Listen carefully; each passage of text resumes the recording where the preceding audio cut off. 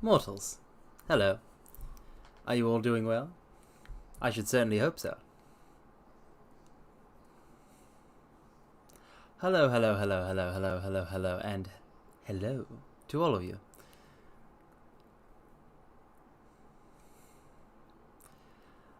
Is the Mystic Weave strong today? Because if so, then good. And hello to Vel, AA, TT, and Cliff. Today, we're going to be reading some Sherlock Holmes. That's right. It is another reading, another dramatic reading.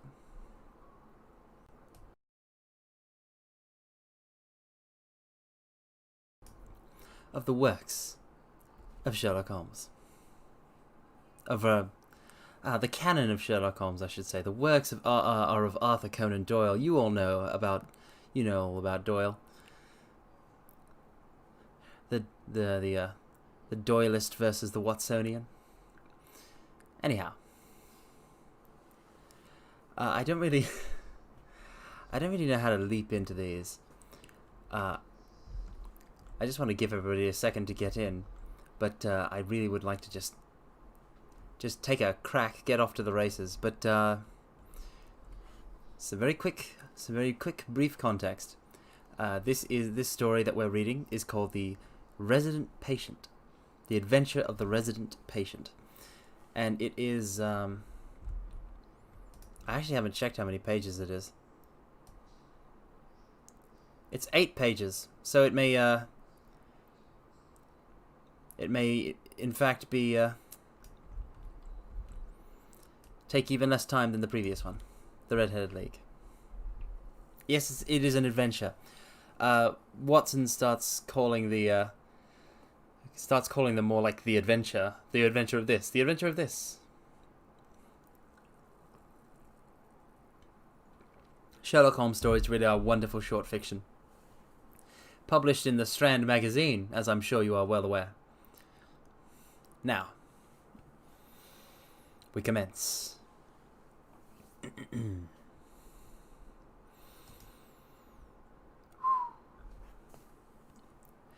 Glancing over the somewhat incoherent series of memoirs with which I have endeavoured to illustrate a few of the mental peculiarities of my friend Mr. Sherlock Holmes, I have been struck by the difficulty which I have experienced in picking out examples which shall in every way answer my purpose.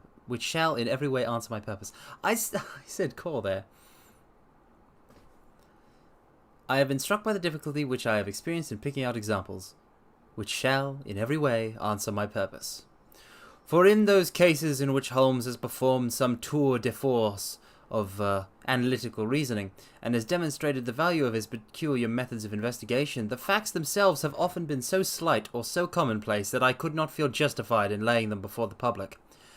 On the other hand, it has frequently happened that he has been concerned in some research where the facts have been of the most remarkable and dramatic character, but where the share which he himself has taken in determining their causes has been less pronounced than I, as his biographer, could wish.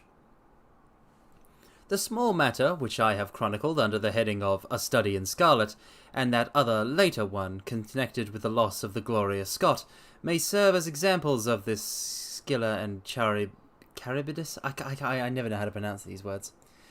Of the of the Scylla and Charybdis, which are forever threatening the historian. It may be that in the business of which I am now about to write, the part which my friend played is not sufficiently accentuated, and yet the whole train of circumstances is so remarkable that I cannot bring myself to omit it entirely from this series. So that's the preamble by Watson. We now move to the main course.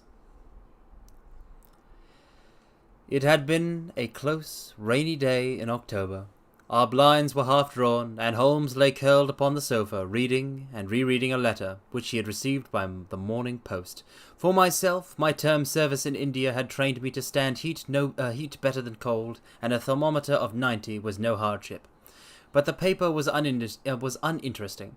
Parliament had risen, everybody was out of town, and I yearned for the glades of the New Forest or the shingle of Southsea. A depleted bank account had caused me to postpone my holiday, and as to my companion, neither the country nor the sea presented the slightest attraction to him. He loved to lie in the very centre of 5 millions of people, with his filaments stretching out and running through them, responsive to every little rumour or suspicion of unsolved crime.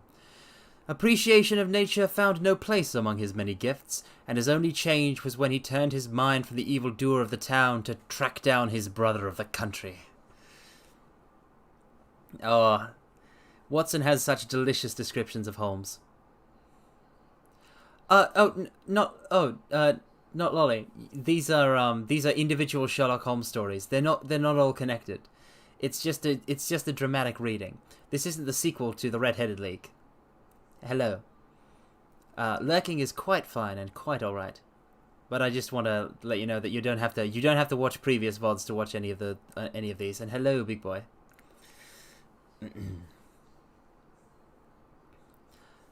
These are all their own distinct cases. They're all own unique individual cases, and each one shall be solved by the end of the reading.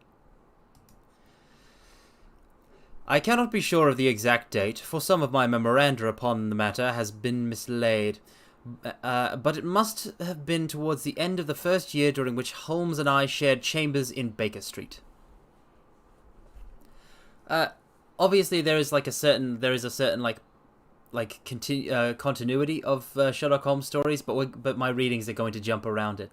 Like this is Red-Headed League is the second Sherlock Holmes short story, but this one is much later. It was boisterous October weather. And we had both remained indoors all day. Because I feared with my shaken health to face the keen autumn wind, while he was deep in some of those abstruse chemical investigations which absorbed him utterly as long as he was engaged upon them. Towards evening, however, the breaking of a test tube brought his research to a premature ending, and he sprang up from his chair with an exclamation of impatience and a clouded brow. "A day's work ruined, Watson," said he, striding across to the window. "Ha! The stars are out and the wind has fallen. What do you say to a ramble through London?" That's our Holmes. I was weary of our little sitting room and gladly acquiesced. For 3 hours we strolled about together, watching the ever-changing kaleidoscope of life as it ebbs and flows through Fleet Street and the Strand. Yes, it is a very poetic way to say drug bender. But no. Holmes was no small fan of cocaine, if I recall. But I believe that this was actual chemical research because of the test tube. His characteristic talk, with its keen observance of detail and subtle power of inference, held me amused and enthralled. Doesn't it just, Watson? Could listen to Sherlock Holmes talk for hours. It was 10 o'clock before we reached Baker Street again. A brougham was waiting at our door. I don't know how to say that. I honestly don't know how to say that word. A brougham. We might Google that real quickly, mortals.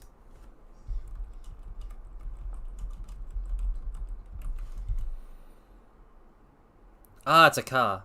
It's a car type. Or a carriage type.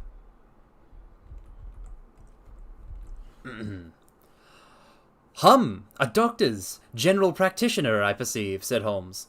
Not been long in practice, but has a good deal to do. Come to consult us, I fancy. Lucky we came back." I was sufficiently conversant with Holmes's method to be able to follow his reasoning, and to see that the nature and state of the various medical instruments in the wicker basket which hung in the lamplight inside the brougham had given him the data for his swift deduction. "Hello, JC.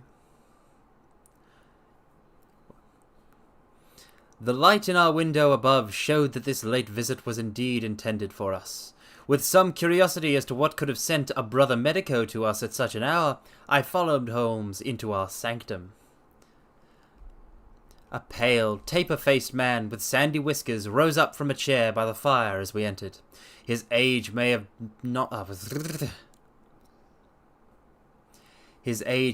been more than 33 or 34, but his haggard expression and unhealthy hue told of a life which had sapped his strength and robbed him of his youth.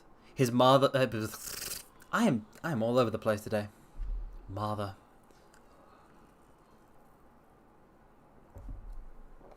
Drink.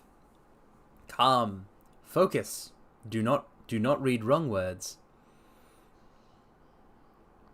What noise? What noise do I keep making? Is there a noise that I keep making?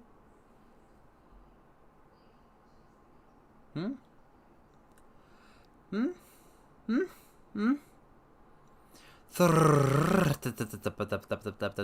just my brain working super hard.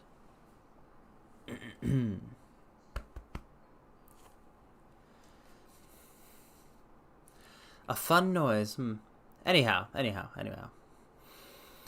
His manner was nervous and shy, like that of a sensitive gentleman, and the thin white hand which he laid upon the mantelpiece as he rose was that of an artist rather than of a surgeon. His dress was quiet and sombre, a black frock coat, dark trousers, and a touch of colour about his necktie. "Good evening, Doctor," said Holmes cheerily. "I am glad to see that you have only been waiting a very few minutes." "You spoke to my coachman, then?"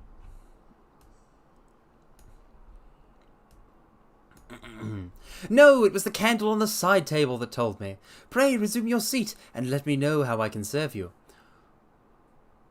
"My name is Dr. Percy Trevelyan," said our visitor, "and I live at 403 Brook Street." "Are you not the author of a monograph upon obscure nervous lesions?" I asked. His pale cheeks flushed with pleasure at hearing that his work was known to me. "I so seldom hear of the work that I thought it was quite dead," said he. "My publishers gave me a most discouraging account of its sale. You are yourself, I presume, a medical man?" "A retired army surgeon." "My own hobby has always been nervous disease. I should wish to make it an absolute specialty, but of course a man must take what he can get at first. This, however, is beside the question, Mr. Sherlock Holmes, and I quite appreciate how valuable your time is. The fact is that a very singular train of events has occurred recently at my house in Brook Street, and tonight they came to such a head that I felt it was quite impossible for me to wait another hour before asking for your advice and assistance." Sherlock Holmes sat down and lit his pipe. "You are very welcome to both," said he. "Pray, let me have a detailed account of what the circumstances are which have disturbed you."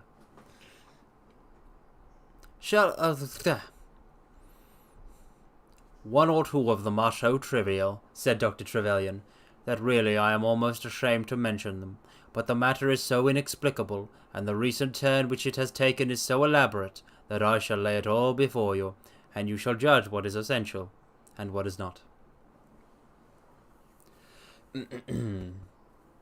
I love how this is a, hey, Vel, it's on the capture. Tut tut.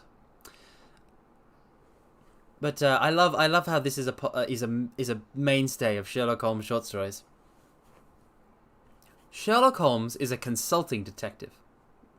People come to him for help, and there's typically a scene in which somebody just shows up in his study and talks.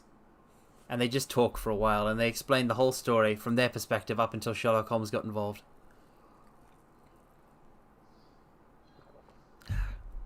We all saw it with the Red-Headed League as well. I am compelled to begin with to say something of my own college career. I am a London University man, you know, and I am sure that you will not think that I am unduly singing my own praises if I say that my student career was considered by my professors to be a very promising one. After I had graduated, I continued to devote myself to research, occupying a minor position in King's College Hospital, and I was fortunate enough to excite considerable interest by my research into the pathology of catalepsy, and finally win the Bruce Pinkerton Prize and medal by the monograph on nervous lesions to which your friend has just alluded. I should not go too far if I were to say that there was a general impression at the time that a distinguished career lay before me. But the one great stumbling block lay in my want of capital. Ah, is that not the way of it for everyone? Is that not the way of it, mortals? As you will readily understand, a specialist who aims high is compelled to start in one of a dozen streets in the Cavendish Square quarter, all of which entails enormous rents and furnishing expenses. Besides this preliminary outlay, he must be prepared to keep himself for some years and to hire a presentable carriage and horse. To do this was quite beyond my power, and I could only hope that by economy I might in 10 years' time save enough to enable me to put up my plate. Suddenly, however, an unexpected incident opened up quite a new prospect to me. Yes, capitalism. Oh! This was a visit from a gentleman of the name of Blessington, who was a complete stranger to me. He came up to my room one morning and plunged into business in an instant. "You are the same Percy Trevelyan who has had so distinguished a career and won a great prize lately?" said he. I bowed. "Answer me frankly," he continued, "for you will find it to your interest to do so. You have all the cleverness which makes a successful man. Have you the tact?" I could not help smiling at the abruptness of the question. "I trust that I have my share," I said. "Any bad habits? Not drawn to drink, eh?" "Really, sir," I cried. "Quite right, that's all right, but I was bound to ask, with all these qualities, why are you not in practice?" I shrugged my shoulders. Come, said he, in his bustling way. "It's the old story. More in your brains than in your pocket, eh? What would you say if I were to start you in Brook Street?" I stared at him in astonishment. "Oh, it's for my sake, not for yours," he cried. "I'll be perfectly frank with you, and if it suits you, it will suit me very well. I have a few thousands to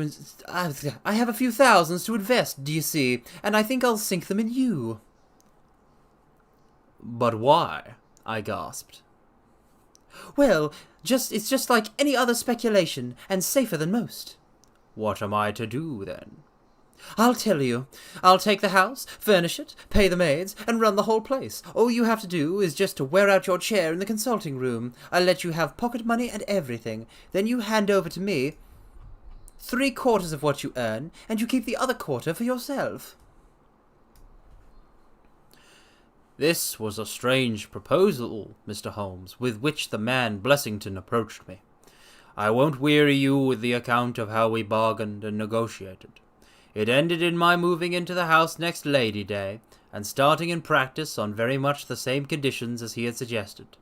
He came himself to live with me in the character of a resident patient. His heart was weak, it appears, and he needed constant medical supervision. He turned the 2 best rooms of the first floor into a sitting room and bedroom for himself. He was a man of singular habits, shunning company, and very seldom going out. His life was irregular, but in one respect he was regularity itself. Every evening, at the same hour, he walked into the consulting room, examined the books, put down 5 and 3 pence for every guinea I had earned, and carried the rest off to the strong-box in his own room. I may say with confidence that he never had occasion to regret his speculation, From the first it was a success. A few good cases and the reputation which I had won in the hospital brought me rapidly to the front, and during the last few years I have made him a rich man. So much, Mr. Holmes, for my past history and my relations with Mr. Blessington. It only remains for me now to tell you what has occurred to bring me here tonight. Some weeks ago, Mr. Blessington came down to me, as it seemed to me, in a state of considerable agitation. He spoke of some burglary which, he said, had been committed in West End, and he appeared, I remember, to be quite unnecessarily excited about it, declaring that a day should not pass before we should add stronger bolts to our windows and doors. For a week he continued to be in a peculiar state of restlessness, peering continually out of the windows, and ceasing to take the short walk which had usually been the prelude to his dinner. From his manner it struck me that he was in mortal dread of something or somebody, but when I questioned him upon the point he became so offensive that I was compelled to drop the subject. Gradually, as time passed, his fears appeared to die away, and he had renewed his former habits, when a fresh event reduced him to the pitiable state of prostration in which he now lies. What happened was this. 2 days ago I received the letter which I now read to you. Neither address nor date is attached to it.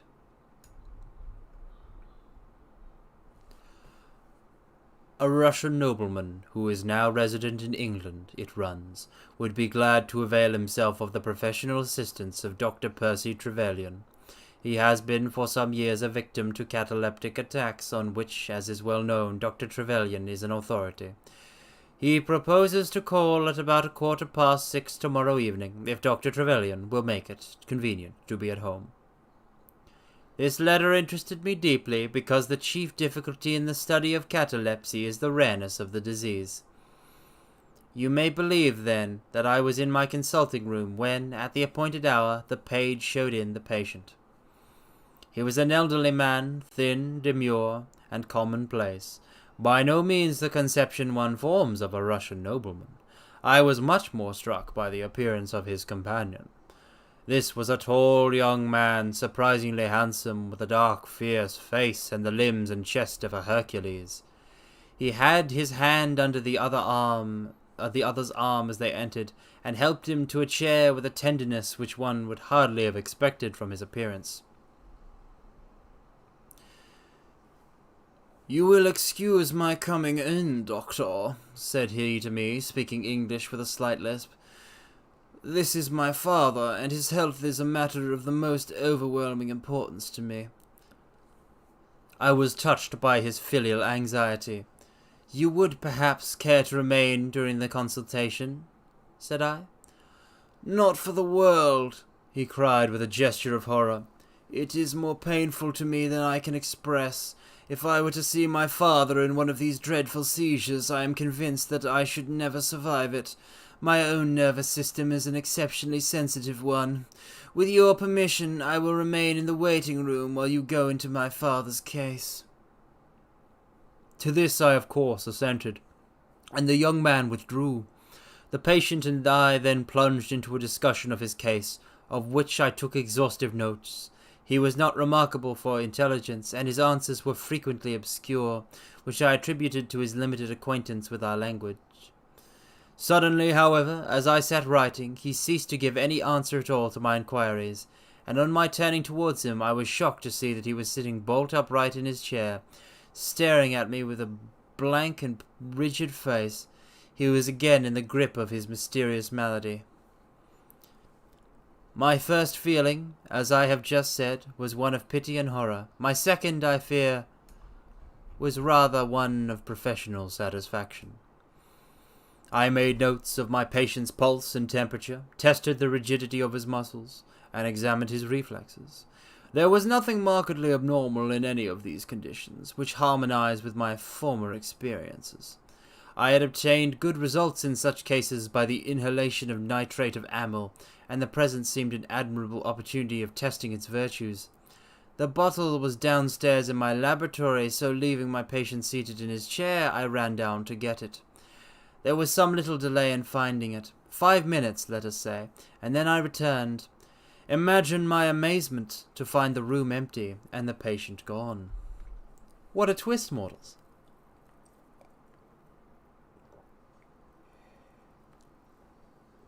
Ah.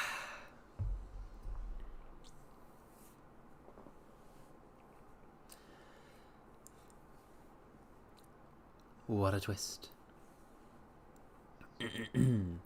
Of course, my first act was to run into the waiting room. The sun had gone also. The hall door had been closed but not shut. My page who admits patients is a new boy and by no means quick. He waits downstairs, then runs up to show patients out when I ring the consulting room bell. He had heard nothing, and the affair remained a complete mystery. Mr. Blessington came in from his walk shortly afterwards, but I did not say anything to him upon the subject, for, to tell the truth, I have got in the way of late of holding as little communication with him as possible.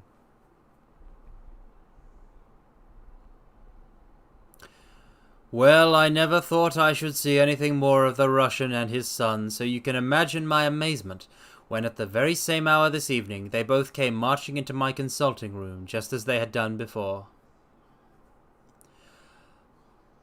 I feel I owe you a great many apologies for my abrupt departure yesterday, Doctor, said my patient.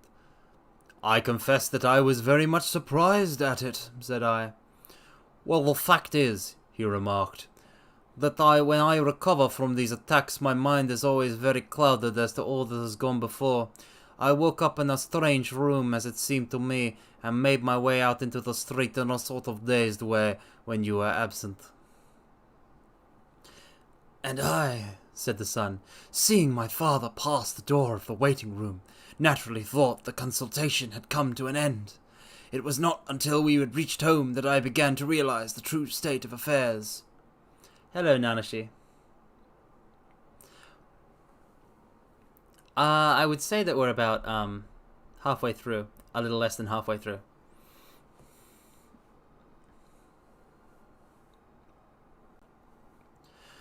Well, said I, laughing. There is no harm done, except that you puzzled me terribly. So if you, sir, would kindly step into the waiting room, I shall be happy to continue our consultation, which was brought to so abrupt an ending. You don't have to worry about interrupting.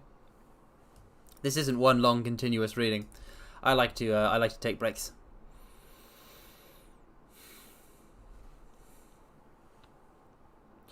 For half an hour or so I discussed that old gentleman's symptoms with him, and then, having prescribed for him, I saw him go off upon the arm of his son. I have told you that Mr. Blessington generally chose this hour of the day for his exercise. He came in shortly afterwards and passed upstairs. An instant later I heard him running down, and he burst into my consulting room like a man who is mad with panic. "Who has been in my room?" he cried. "No one," said I. "It's a lie!" he yelled. "Come up and look!" I passed over the grossness of his language, as he seemed half out of his mind with fear.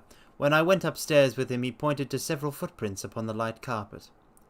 "Do you mean to say that those are mine?" he cried.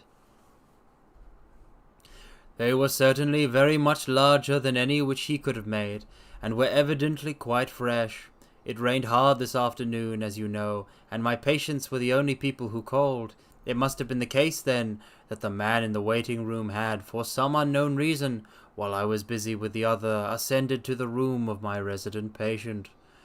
Nothing has been touched or taken, but there were footprints to prove that the intrusion was an undoubted fact.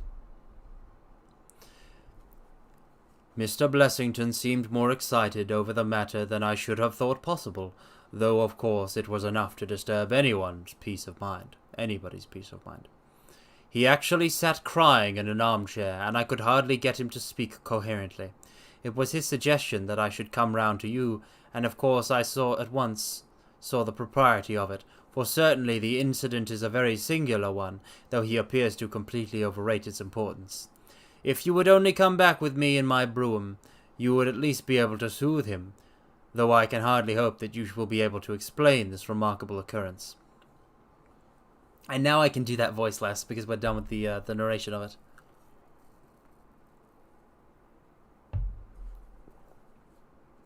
Drink, gulp. Gah.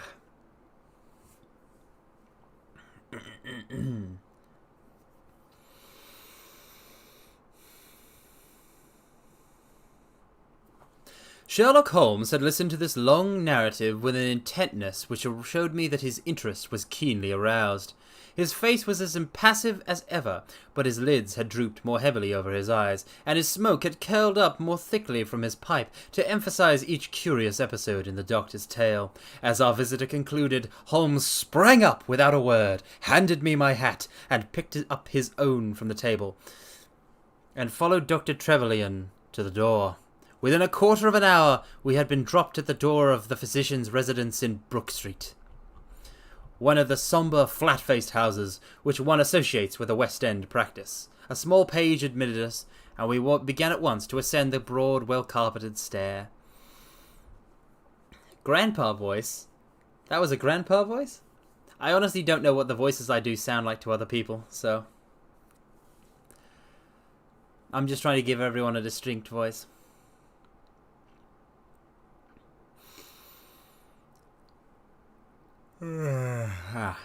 Yawn.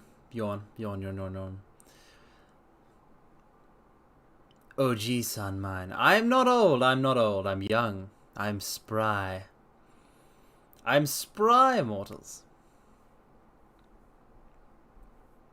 Now,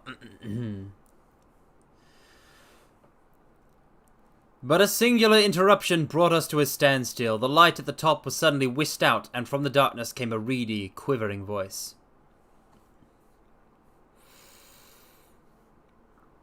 "I have a pistol," it cried. "I give you my word that I'll fire if you come any nearer." "This really grows outrageous, Mr. Blessington," cried Dr. Trevelyan. "Oh, then it is you, Doctor," said the voice with a great heave of relief. "But those other gentlemen, are they what they pretend to be?" We were conscious of a long scrutiny out of the darkness. Yes, it's all right," said the voice at last. "You can come up, and I am sorry if my precautions have annoyed you." He relit the stair gas as he spoke, and we saw before us a singular-looking man, whose appearance, as well as his voice, testified to his jangled nerves.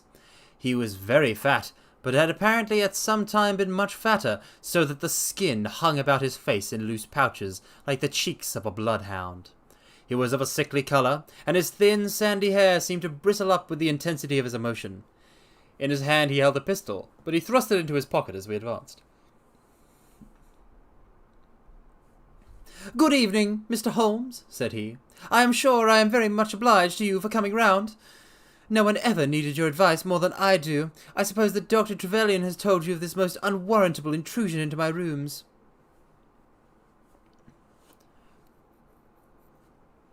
It's quite the description, isn't it? "Quite so," said Holmes. "Who are these two men, Mr. Blessington, and why do they wish to molest you?" Well, said the resident patient in a nervous fashion. "Of course it is hard to say that. You can hardly expect me to answer that, Mr. Holmes." "Do you mean that you don't know?" "Come in here, if you please. Just have the kindness to step in here." He led the way into his bedroom, which was large and comfortably furnished. "You see that?" said he, pointing to a big black box at the end of his bed. "I have never been a very rich man, Mr. Holmes. Never made but one investment in my life, as Dr. Trevelyan would tell you. But I don't believe in bankers. I would never trust a banker, Mr. Holmes. Between ourselves, what little I have is in that box, so you can understand what it means to me when unknown people force themselves into my rooms."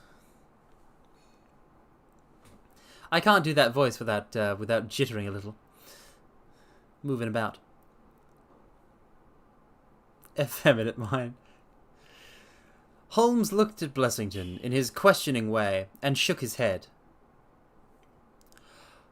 "I cannot possibly advise you if you try to deceive me," said he. "But I have told you everything." Holmes turned on his heel with a gesture of disgust. "Good night, Dr. Trevelyan," said he.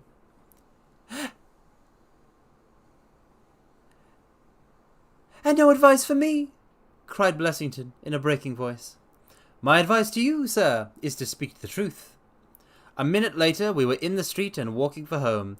We had crossed Oxford Street and were halfway down Harley Street before I could get a word from my companion. "Sorry to bring you out on such a fool's errand, Watson," he said at last. "It is an interesting case, too, at the bottom of it." "I can make little of it," I confessed. "Well, it is evident that there are two men, more perhaps, but at least two, who are determined for some reason to get at this fellow Blessington.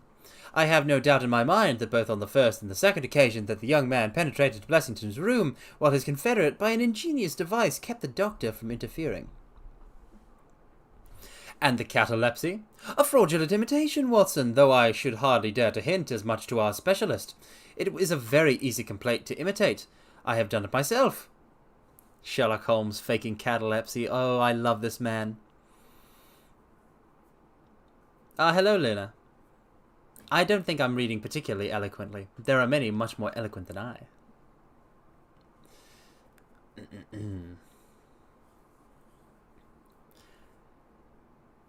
Let's see. And then? By the purest chance, Blessington was out on each occasion. Their reason for choosing so unusual an hour for a consultation was obviously to ensure that there should be no other patient in the waiting room. It just happened, however, that this hour coincided with Blessington's constitutional, which seems to show that they were not very well acquainted with his daily routine. Of course, if they had been merely after plunder, they would at least have made some attempt to search for it. Besides, I can read in a man's eye when it is his own skin he is frightened for. It is inconceivable that this fellow could have made two such vindictive enemies as these appear to be without knowing of it. I hold it, therefore, to be certain that he does know who these men are, and for reasons of his own he suppresses it. It is just possible that tomorrow may find him in a more communicative mood.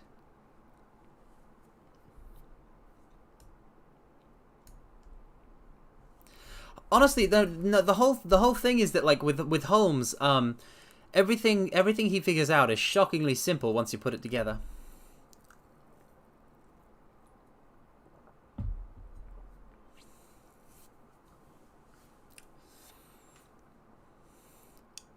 It's all just basic logic and deduction. Watson gradually learns to do it too, which is very nice. "Is there not one alternative?" I suggested. "Grotesquely improbable, no doubt, but still just conceivable. Might the whole story of cataleptic Russian and his son be a concoction of Dr. Trevelyan's, who has, for his own purposes, been in Blessington's rooms?" I saw in the gaslight that Holmes wore an amused smile at this brilliant departure of mine. "My dear fellow," said he, "it was one of the first solutions which occurred to me, but I was soon able to corroborate the doctor's tale. This young man has left prints upon the stair carpet, which made it quite superfluous for me to ask to see those which he had made in the room. When I tell you that his shoes were square-toed instead of being pointed like Blessington's, and were quite 1 1/3 inches longer than the doctor's, you will acknowledge that there can be no doubt as to his individuality. But we may sleep on it now, for I shall be surprised if we do not hear something further from Brook Street in the morning." Sherlock Holmes' prophecy was soon fulfilled, and in a dramatic fashion. At 7:30 next morning, in the first glimmer of daylight, I found him standing by my bedside in his dressing gown. "There's a brougham waiting for us, Watson," said he. "What's the matter, then?" "The Brook Street business." "Any fresh news?" "Tragic, but ambitious," said he, pulling up the blind. "Look at this, a sheet from a notebook. With it, 'For God's sake, come at once, P.T.' scrawled upon it in pencil. Our friend the doctor was hard put to it when he wrote this. Come along, my dear fellow, for it's an urgent call." In a quarter of an hour or so, we were back at the physician's house. He came running out to meet us with a face of horror. "Oh, such a business!" he cried, with his hands to his temples. "What then?" "Blessington has committed suicide." Holmes whistled. So something like... hum.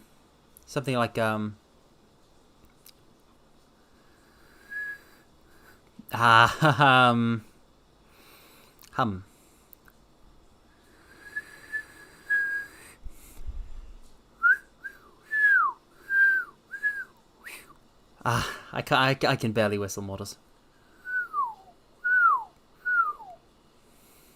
I can whistle a little bit.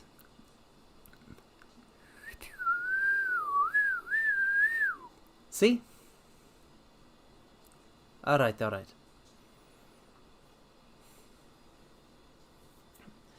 Yes, he hanged himself during the night. That was nowhere near the voice that I was trying to do. We had entered and the doctor had preceded us into what was evidently his waiting room.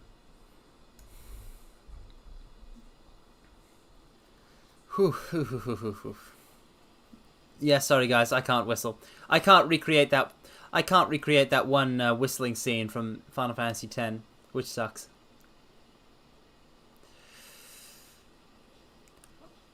I really hardly know what I am doing, he cried. The police are already upstairs. It has shaken me most dreadfully. When did you find it out? He has taken a cup of tea taken to him. He has a cup of tea taken to him early. He has a cup of tea taken into him early every morning. When the maid entered about 7, there the unfortunate fellow was hanging in the middle of the room. He had tied his cord to the hook on which the heavy lamp used to hang, and he had jumped off from the top of the very box he had showed us yesterday. Holmes stood for a moment in deep thought. With your permission, said he at last, I should like to go upstairs and look into the matter. We both ascended, followed by the doctor. It was a dreadful sight which met us as we entered the bedroom door. I have spoken of the impression of flabbiness which this man Blessington conveyed. As he dangled from the hook, it was exaggerated and intensified until he was scarce human in his appearance. The neck was drawn out like a plucked chicken's, making the rest of him seem the more obese and unnatural by the contrast. He was clad only in his long nightdress, and his swollen ankles and ungainly feet protruded starkly from beneath it. Beside him stood a smart-looking police inspector, who was taking notes in a pocketbook. See you later, Cliff. Good luck on the rest of your journey. Ah, Mr. Holmes, said he, heartily as my friend entered. I am delighted to see you. Good morning, Mr. Lanner, answered Holmes. You won't think me an intruder, I'm sure. Have you heard of the events which led up to this affair? Yes, I have heard something of them. Have you formed any opinion? As far as I can see, the man has been driven out of his senses by fright. The bed has been well slept in, you see. There's his impression deep enough. It's about 5 in the morning, you know, that suicides are most common. That would be about his time for hanging himself. It seems to have been a very deliberate affair. I should say that he has been dead about 3 hours, judging by the rigidity of his muscles, said I. Noticed anything peculiar about the room? Asked Holmes. Found a screwdriver and some screws on the wash-hand stand. Seems to have smoked heavily during the night, too. Here are 4 cigar ends that I picked out of the fireplace. Hum, said Holmes. Have you got a cigar holder? No, I have seen none. His cigar case, then? Yes, it was in his coat pocket. Holmes opened it and smelled the single cigar which it contained. Oh, this is on Havana, and these others are cigars of the peculiar sort, which are imported by the Dutch from their East Indian colonies. They are usually wrapped in straw, you know, and are thinner for their length than any other brand. He picked up the 4 ends and examined them with his pocket lens. 2 of these have been smoked from a holder and 2 without, said he. 2 have been cut by a not very sharp knife, and 2 have had the ends bitten off by a set of excellent teeth. This is no suicide, Mr. Lanner. It is a very deeply planned and cold-blooded murder. Impossible! Cried the inspector. And why? Why should anyone murder a man in so clumsy a fashion as by hanging him? That is what we have to find out. How could they get in? Through the front door. It was barred in the morning. Then it was barred after them. How do you know? I saw their traces. Excuse me a moment. I may be able to give you some further information about it. He went over to the door, and turning the lock, he examined it in his methodical way. Then he took out the key, which was on the inside, and inspected that also. The bed, the carpet, the chairs, the mantelpiece, the dead body, and the rope were each in turn examined, until at last he professed himself satisfied, and with my aid, and that of the inspector, cut down the wretched object, and laid it reverently under a sheet. "How about this rope?" he asked. It is a cut off this," said Dr. Trevelyan, drawing a large coil from under the bed. "He was morbidly nervous of fire, and always kept this beside him, so that he might escape by the window in case the stairs were burning." "That must have saved them trouble," said Holmes thoughtfully. "Yes, the actual facts are very plain, and I shall be surprised if by the afternoon I cannot give you the reasons for them as well. I will take this photograph of Blessington, which I see upon the mantelpiece, as it may help me in my inquiries." "But you have told us nothing," cried the doctor. "Oh, there can be no doubt as to the sequence of events," said Holmes. "There were 3 of them in it, the young man, the old man, and a third, to whose identity I have no clue. The first 2, I need hardly remark, are the same who masqueraded as the Russian Count and his son, so we can give a very full description of them. They were admitted by a confederate inside the house. If I might offer you a word of advice, Inspector, it would be to arrest the page, who, as I understand, has only recently come into your service, Doctor." "The young imp cannot be found," said Dr. Trevelyan.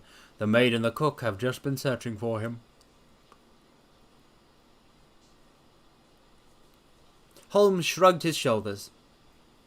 "He has played a not unimportant part in this drama," said he. "The 3 men having ascended the stairs, which they did on tiptoe, the elder man first, the younger man second, and the unknown man in the rear." "Oh, my dear Holmes!" I ejaculated.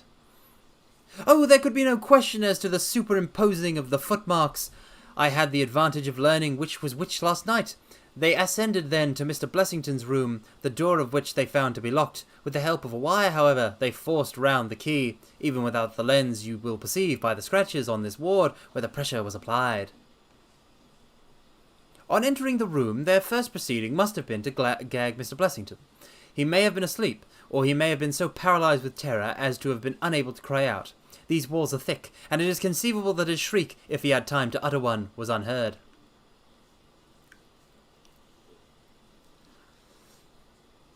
Having secured him, it is evident to me that a consultation of some sort was held. Probably it was something in the nature of a judicial proceeding. It must have lasted for some time, for it was then that these cigars were smoked. The older man sat in that wicker chair. It was he who used the cigar holder. The younger man sat over yonder. He knocked his ash off. Against the chest of drawers. The third fellow paced up and down. Blessington, I think, sat upright in the bed, but of that I cannot be absolutely certain. Hello, Carry On V.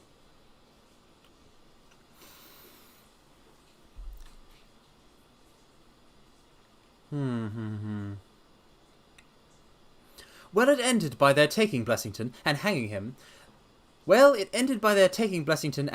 him. The matter was so prearranged that it is my belief that they brought with them some sort of block or pulley which might serve as a gallows. That screwdriver and those screws were, as I conceive, for fixing it up. Seeing the hook, however, they naturally saved themselves the trouble. Having finished their work, they made off, and the door was barred behind them by their confederate. We had all listened with the deepest interest to this sketch of the night's doings, which Holmes had deduced from signs so subtle and minute that even when he had pointed them out to us, we could scarcely follow him in his reasoning. The inspector hurried away on the instant to make inquiries about the page, while Holmes and I returned to Baker Street for breakfast. Oh, isn't that wonderful, mortals? Isn't that just wonderful? To wake up, immediately go to the scene of a murder, investigate a dead body, solve the situation, and then back home for breakfast. Back home for brekkie.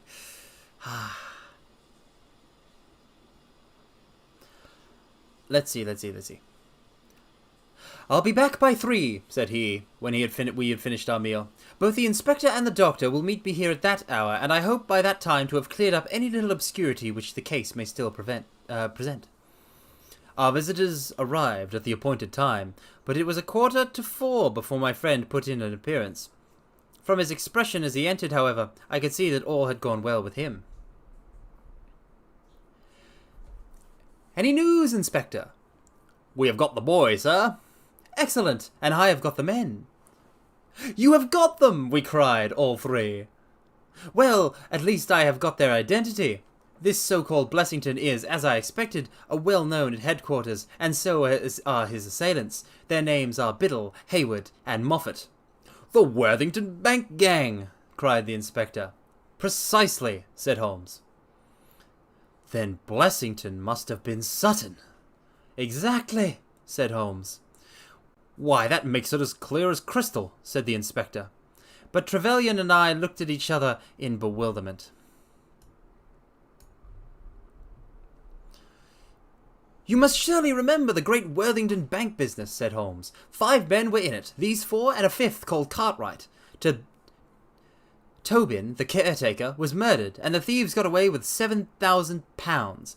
This was in 1875. They were all 5 arrested, but the evidence against them was by no means conclusive.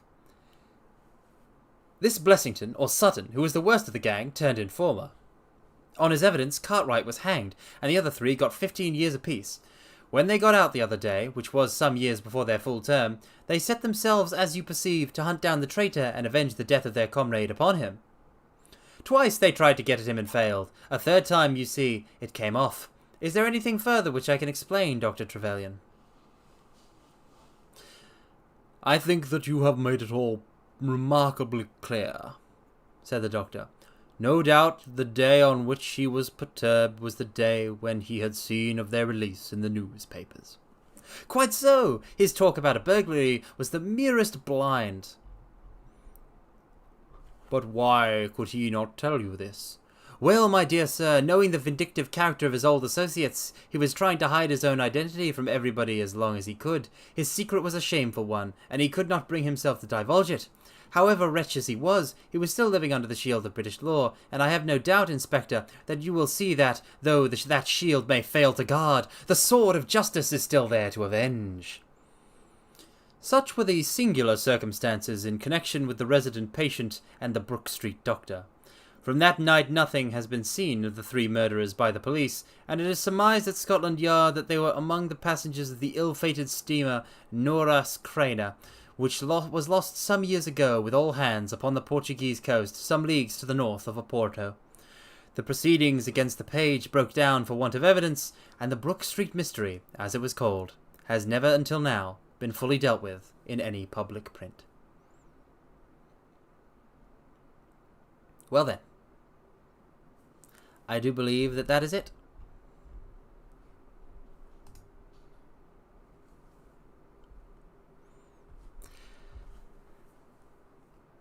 Mortals, that was The Resident Patient.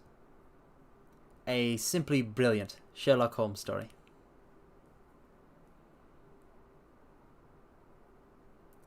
I certainly hope that you enjoyed my somewhat clumsy dramatic reading of it.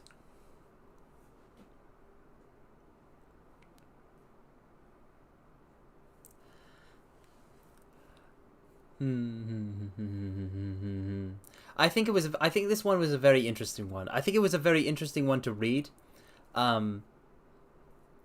The Red-Headed League is there's no set formula for a Sherlock Holmes story other than a mystery. In this case, the sequence of events was so rather simple, or rather Sherlock Holmes was quite uninvolved.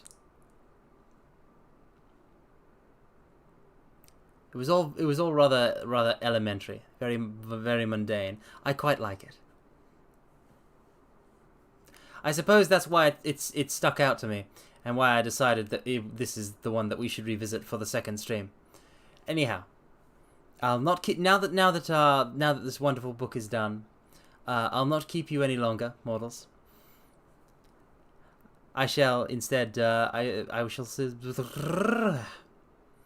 shall instead bid you all a very fond farewell, and as well as thanking you for being such a wonderful, wonderful audience.